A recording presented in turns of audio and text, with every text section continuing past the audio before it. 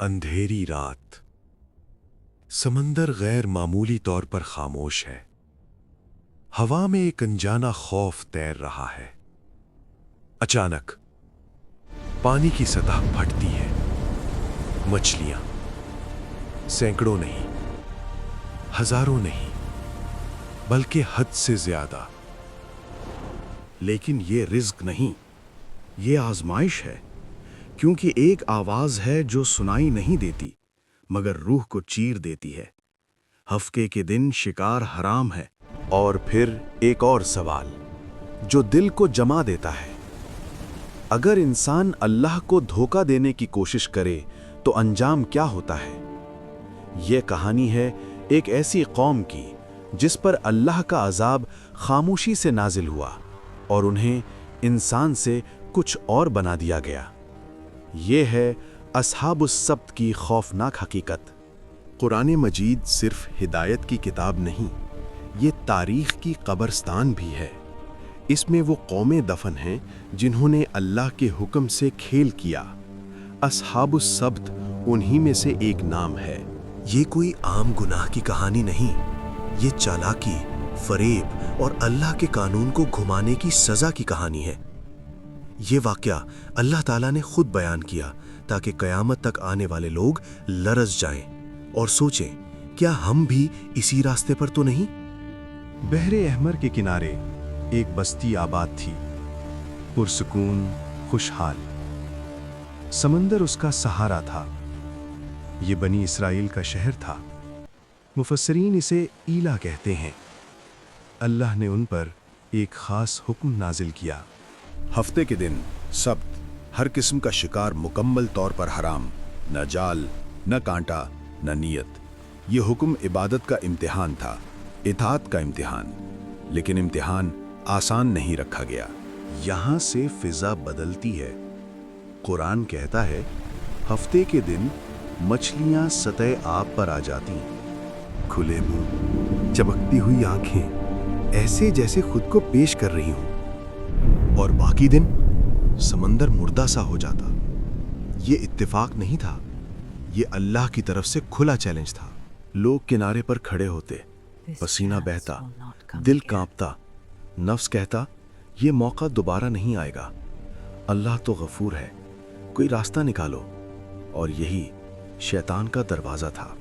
رفتہ رفتہ قوم ٹوٹنے لگتی ہے۔ ایک گروہ کھلے عام حکم توڑتا ہے،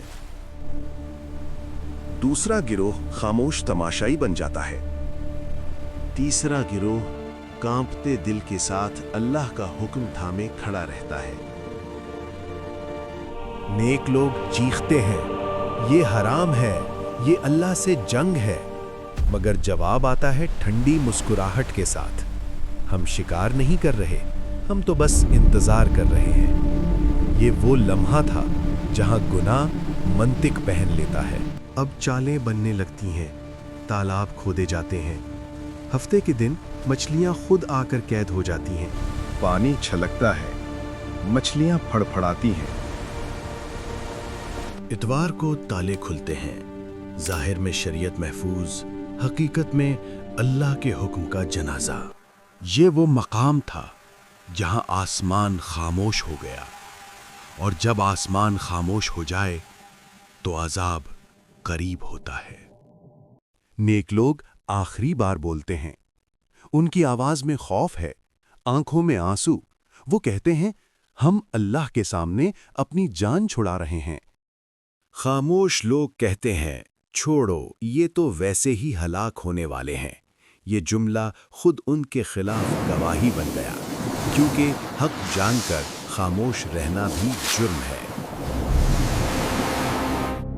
پھر ایک صبح آتی ہے، لیکن یہ عام صبح نہیں۔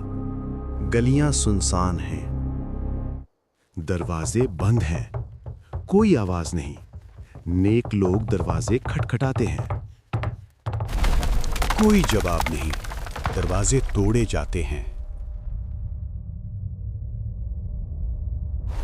اور پھر ایک چیخ جو تاریخ میں گونج گئی۔ انسان نہیں تھے، وہ کچھ اور تھے۔ چہرے مسخ، آنکھوں میں وحشت، जिस्म बंदरों के।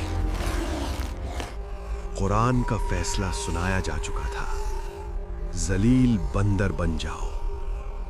ये सजा अचानक नहीं आई थी, ये अंजाम था। ये सिर्फ जिस्मानी तब्दीली नहीं थी, ये ऐलान था, जो अल्लाह के हुक्म से खेलता है वो इंसान कहलाने के लायक नहीं रहता। वो 3 दिन जिंदा रहे, न खाना, न पानी, न बोलना। फिर खामोशी। शहर कब्रिस्तान बन चुका था। सिर्फ एक ग्रोह बचा, वो जो डरता रहा, वो जो रोकता रहा। बाकी सब तारीख की इबरत बन गए। अस्हाबुस सब्त हमें डराने के लिए काफी हैं। आज भी हम हराम को नाम बदलकर जायज बनाने की कोशिश करते हैं। सूद, मुनाफे, फरेब, हिकमत, हराम, मजबूरी। लेकिन अल्लाह अल्फाज नहीं देखता, दिल देखता है। अल्लाह को धोखा नहीं दिया जा सकता। खामोशी अजाब को दावत देती है और चालाकी इबादत नहीं होती। ये कहानी सिर्फ सुनी नहीं जाती, ये इंसान को अंदर से हिला देती है।